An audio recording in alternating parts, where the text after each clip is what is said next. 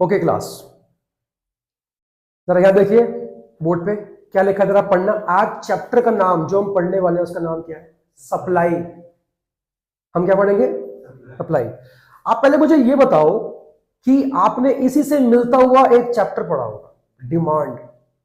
आपको मालूम होना चाहिए कि मार्केट के अंदर दो तरह के फोर्स काम करते हैं। पहला होता है डिमांड, किसी भी चीज की डिमांड होती है, या किसी भी चीज की क्या होती है? सप्लाई होती है। ठीक है। डिमांड किसका बिहेवियर होता है? कंज्यूमर का। And the supply is the behaviour of the firm या प्रोड्यूसर या बिजनेस। बात समझ आया? अच्छा, आपको यह बात मालूम थी कि डिमांड का जो प्राइस के साथ में क्या रिश्ता होता है? Inverse. Sir, as the price rises demand falls. ये कंज्यूमर के पॉइंट ऑफ व्यू से है कि सर अगर सामान महंगा हो जाएगा ना तो मैं उसका डिमांड कम कर दूंगा, बीइंग अ कंज्यूमर। लेकिन अगर मान लो कि मैं कौन हूं, अगर मैं एक फर्म हूं, बिजनेसमैन हूं, मैं सामान बेचता हूं, तो प्राइस के कम होने से मैं अपना प्रॉफिट मैक्सिमाइज कर पाऊंगा या प्राइस के बढ़ने से?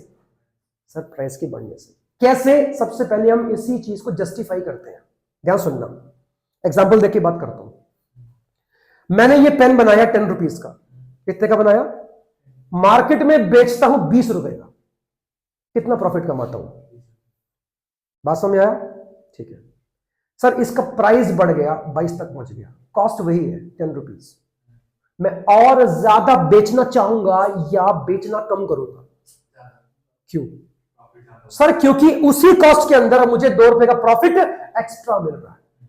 मतलब 10 रुपए लगा के पहले मैं 10 रुपए कमा रहा था, अब मैं 10 लगा के 12 कमा रहा हूं। और मेरे मन में एक डर घूमेगा कि कहीं फ्यूचर में इसका प्राइस फिर से कम ना हो जाए, इसलिए इस प्राइस पर 22 पर जितने पेन बेच सकता हूं बेचूं। कहने का मतलब क्या है? अगर मैं सप्लाई का जिक्र करता हूं तो इसका मतलब है कि सर मैं मार्केट में कितना सामान ऑफर करने को तैयार हूं ताकि वो मार्केट में क्या हो जाए? सेल हो जाए। बात समझ आया? सप्लाई करने का मकसद ही क्या है? सेल्स को बढ़ाना।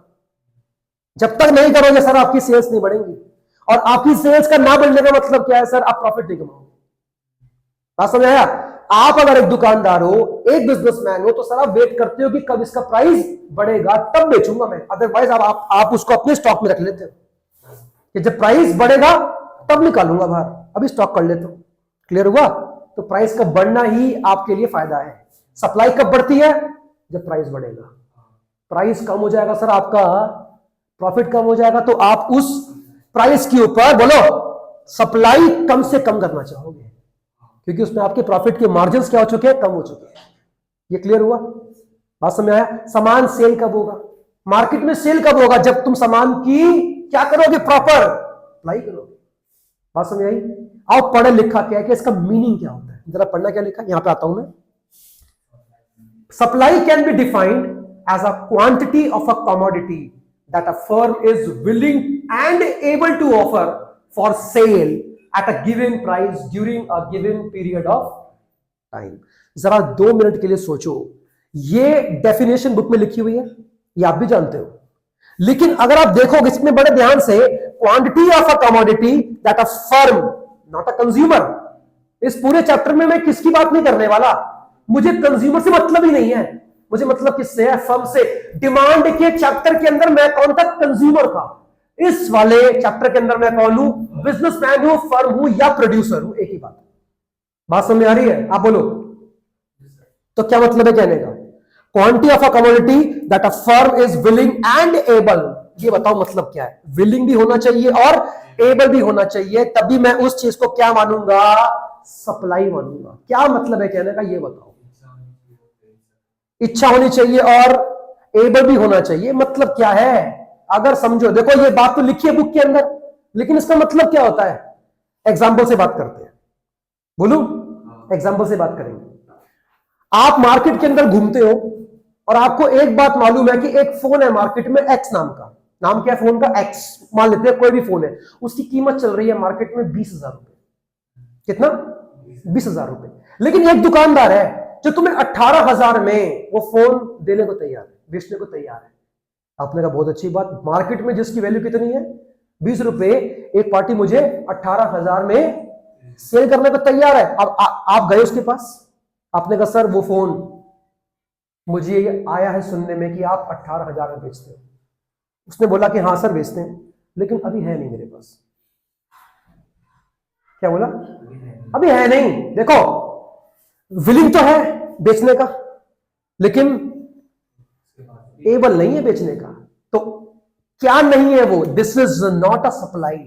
सप्लाई होने के लिए सर आप willing as well as able दोनों होने चाहिए, तभी वो किस में काउंट की जाएगी? सप्लाई में काउंट की जाएगी। बात समझ आया नहीं आया? अब चलो एक एग्जांपल लेंगे ऐसा जिसमें वो एबल तो है लेकिन विलिंग नहीं है।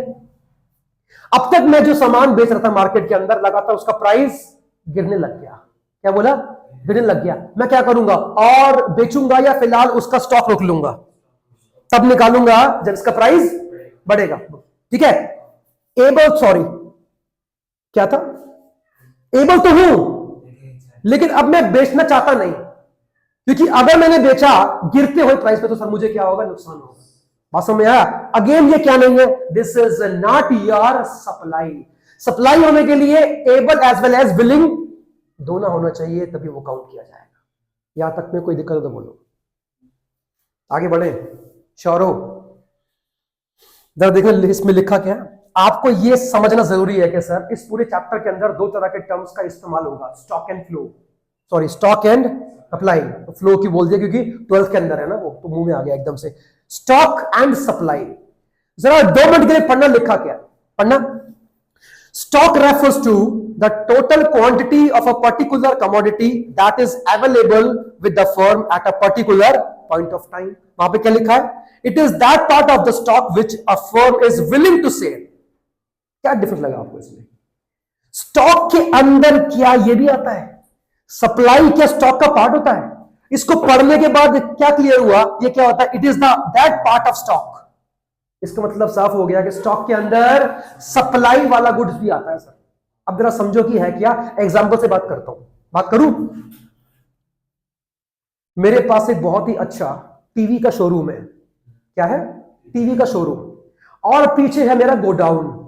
गोडाउन में पड़े 500 टीवी, लेकिन शोरूम के अंदर मैंने रखे सिर्फ 200 टीवी। ये बताओ बेचने के लिए कौन से रखे हैं? पूरे 500 या 200?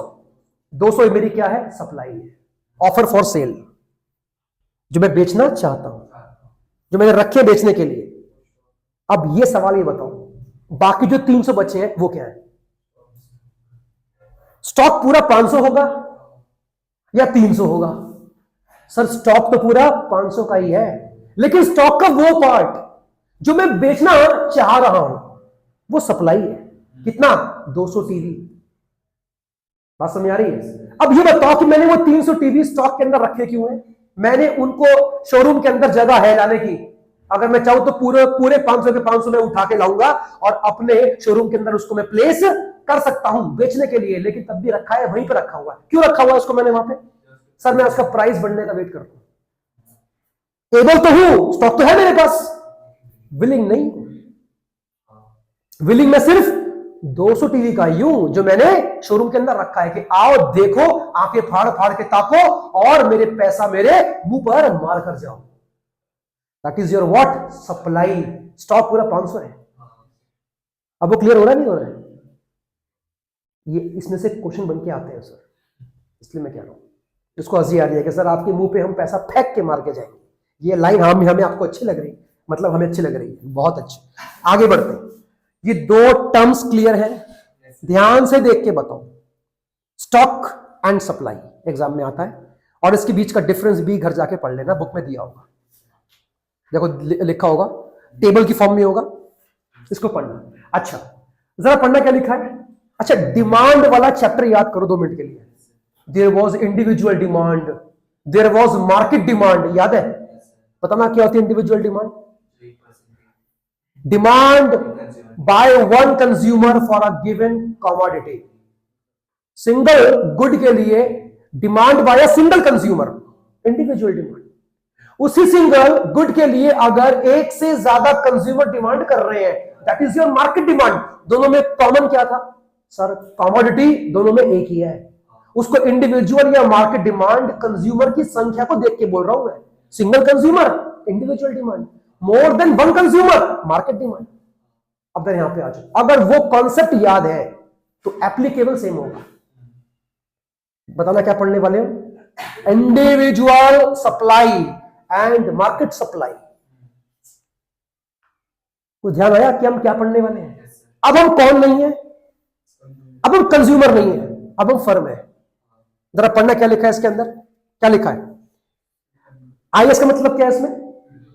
Individual supply can be defined as a quantity of a particular commodity that a firm, एक firm is willing and able to sell, offer for sale. मतलब सर किसी पर्टिकुलर कमोडिटी को एबल और सेल करना चाहती है कोई एक फर्म, इसको हम नाम के देंगे इंडिविजुअल सप्लाई। डाउट? वहीं अगर फर्म की संख्या बढ़ जाती है, एक से ज्यादा हो जाती है, that is your what, market supply. दोनों में कॉमन क्या रहेगा? कमोडिटी सिर्फ एक ही रहेगी। अगेन हम जो ये नाम दे रहे हैं ना, individual and market, it is totally dependent upon the number of firms in the market. अगर एक ही फर्म है तो वो इंडिविजुअल है, और अगर फर्म एक से ज्यादा है तो सर वो मार्केट बन जाएगी। बात समझ आ गया? ठीक है, जरा पढ़ना। अब हम क्या इसमें क्या पढ़ने वाले हैं? फैक्टर अफेक्टिंग, जिसको हम क्या भी कहते हैं, बोलो, डिटर्मिनेंट। याद करो, इस नाम से भी आता है। अगेन डिमांड वाला कॉन्सेप्ट आ गया। उसमें भी एक था topic, factor affecting demand, factor affecting individual demand, factor affecting the market demand, same concept, बस फैक्टर कुछ अलग है। हम बात करेंगे इनके बारे में। आइए देखें क्या लिखा है, जरा पढ़ने क्या लिखा है। फैक्टर अफेक्टिंग द इंडिविजुअल क्या सप्लाई। अच्छा, मतलब क्या इंडिविजुअल सप्लाई का? यहां पे सर ऐसे फैक्टर की बात कर रहे हैं जो किसी एक फर्म की सप्लाई पे असर कर सकती है, एक फर्म की। और यहां पे क्या लिखा है? सर वो सारे फैक्टर जो एक फर्म की नहीं लेकिन सारी फर्म की क्या सप्लाई के ऊपर असर डालने की ताकत रखती है। इसमें एक फर्म का और इसमें एक से ज्यादा फर्म का सप्लाई। आगे बढ़े, पढ़ना क्या लिखा है। प्राइस ऑफ अ कमोडिटी का मतलब क्या होता है? अब आप कौन है? फर्म है। अब आप क्या दुआ करोगे? सर प्राइस बढ़े या कम हो जाए। मतलब क्या कहने का? Sir as the price rises, उस चीज की हम सप्लाई को भी इंक्रीज करने की सोचेंगे। क्यों? क्योंकि सर ज्यादा प्राइस पे वो हमें ज्यादा प्रॉफिट बना के देगा, क्योंकि हमारी कॉस्टिंग उतनी ही आ रही है, जबकि हमारे प्रॉफिट्स बढ़ रहे हैं क्योंकि उसका प्राइस बढ़ रहा है। मैंने पहले कहा प्राइस में और कॉस्ट में डिफरेंस है। कॉस्ट बनने पर जो पैसा लगा, प्राइस किस रेट पर मार्केट में बिक रहा है, क्या बनना चाहिए? प्राइस, कॉस्ट नहीं बननी चाहिए। क्लियर हुआ? अच्छा, पढ़ना क्या लिखा है? ठीक है, price of the other goods का मतलब क्या हुआ? अदर गुड्स मतलब दूसरे गुड का अगर प्राइस चेंज होता है तो सर जिस चीज में मैं डील करता हूं कहीं ना कहीं मैं उसके बारे में सोचूंगा। एग्जांपल देता हूं, देखो ध्यान सुनना मेरी बात को। आपके पास एक पीस ऑफ लैंड है, क्या है? Piece of land. इसके ऊपर आप अभी तक वीट कल्टीवेट कर रहे थे। सप्लाई किसकी कर रहे थे? वीट की। आपको सुनने में आता है चावलों का प्राइस बढ़ रहा है, आप क्या उगाते हो? वीट। आप क्या दिमाग लगाओ? एक काम करता हूं, अपना वीट का कल्टीवेशन स्टॉप करता हूं और क्या कल्टीवेट करना स्टार्ट करता हूं? राइस। क्यों? सर क्योंकि इसका प्राइस मार्केट में बढ़ रहा है। देखो कॉन्सेप्ट क्या है वो समझो। मेरा गुड कौन सा था? वीट। लेकिन इसकी आपका जो है अप्लाई पे किसने किया सर? किसी दूसरे गुड के प्राइस ने। चावलों का प्राइस बढ़ रहा है इसलिए मैंने किस चीज का कल्टीवेशन स्टॉप कर दिया? वीट का स्टॉप कर दिया। बात समझ आ रही है? ये इसका मतलब होता है। पूछो डाउट, आगे बढ़ सकते हैं। नेक्स्ट पढ़ना, कॉस्ट ऑफ फैक्टर्स। क्या होता है फैक्टर्स? सर वो चीजें जो किसी भी चीज को प्रोड्यूस करने में आपकी हेल्प करती हैं। एग्जांपल दोगे जिसका एक नाम क्या था लिखा है? इनपुट। जैसे कि रॉ मटेरियल्स, आपका लेबर नहीं, आपका ट्रैक्टर, जो कोई भी काम करते हो आप, आपके vehicle, these all are the examples of inputs और फैक्टर्स। सर कल को अगर इनका प्राइस बढ़ जाए, लेबर पहले से महंगी हो जाए, रेंट पहले से बढ़ जाए, जहां पे हमारी बिल्डिंग है, जहां पे हम अपना बिजनेस करते हैं, उसका रेंट क्या हो गया? बढ़ गया। पावर एंड फ्यूल बढ़ गया, उसका रेट नहीं है, तो क्या करें हम? सप्लाई पहले से इंक्रीज कर दें या कम करें?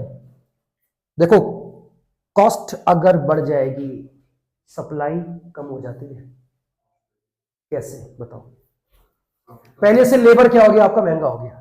लेबर ने आपको साफ साफ बोल दिया है, पहले जिस वेजिस पर काम कर रहे थे अब नहीं करेंगे, महंगाई बढ़ रही है भैया, हमको तो और पैसे चाहिए। आपकी लेबर क्या हो गई? पहले से महंगी हो गई। क्या जो लेबर को वेजेस पे कर रहे हो आपकी कॉस्ट है? हाँ, पहले से कॉस्ट क्या हो गई? बढ़ गई। और जब कॉस्ट बढ़ेगी तो क्या कम हो जाएगा? प्रॉफिट कम नहीं हो जाएगा? प्राइस वही रखा हुआ है आपने, 10 रुपए का पहले लेबर कॉस्ट था। कितना?